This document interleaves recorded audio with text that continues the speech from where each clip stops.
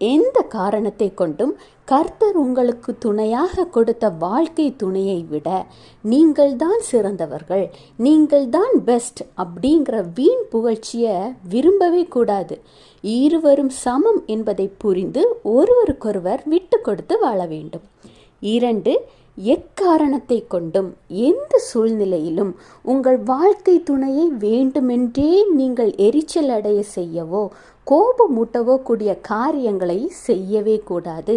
அப்படி செய்வதால் உங்கள் வாழ்க்கை துணைக்கு உங்கள் மீது வெறுப்புதான் வருமே தவிர சமாதானமும் அன்பும் வரவே வராது.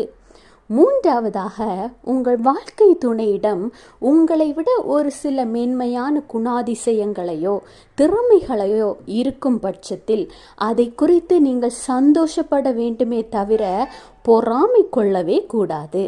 ஏனெனில் நீங்கள் இருவரும் ஒரு